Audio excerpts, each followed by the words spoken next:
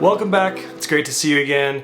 When you're first learning VFX, one of the most intimidating things is learning how to do rotoscoping, masking, green screening, all of those. Earlier this year, I made this Doctor Strange short where I made use of a lot of these techniques, and so today I'm going to show you all of the tricks that I used to make this shot possible. Let's jump into it. So to cut a subject out of a shot, you're really just trying to build up a mask of what should be in the shot and what should be out. So in this example, the white portions are what we want to keep, and we're going to build it up in 2 steps. The rest is what we're trying to cut out. So let's talk about the secrets I used to pull this off. Once you have your footage imported, the first thing you want to do is get a clean plate. That is just an empty background that you're going to build your entire scene off of. Now, if you're a beginner, the easiest way to do this is just shoot on a tripod and then use the retime behavior to hold on a particular frame, and then you can just crop to whatever part that you need to be clean. The problem was, though, my shot drifted, so you can actually see in the crop it separates over time, which isn't good.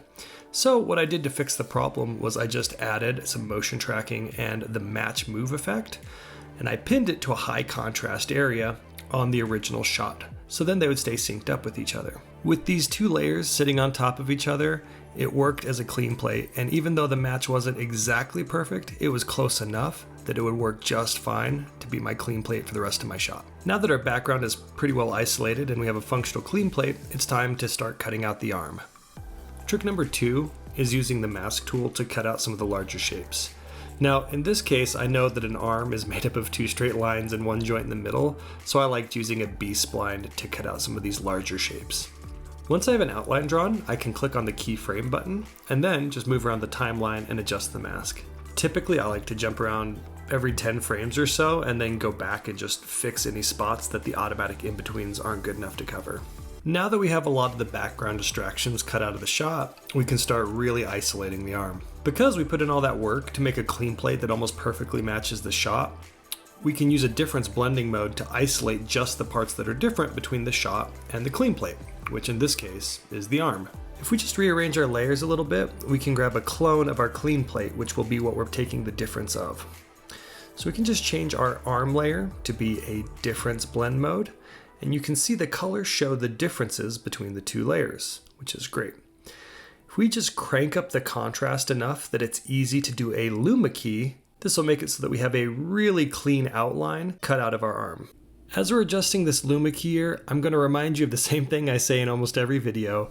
We're not going for mathematically perfect, we're going for something that looks really good. So we just need to dial in this black point until we have something that isolates the arm just enough.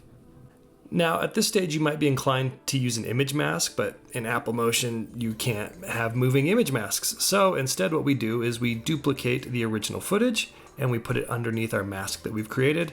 And then we set the mask to use the Stencil Alpha blend mode, making sure to turn off the pass-through blend mode on the group.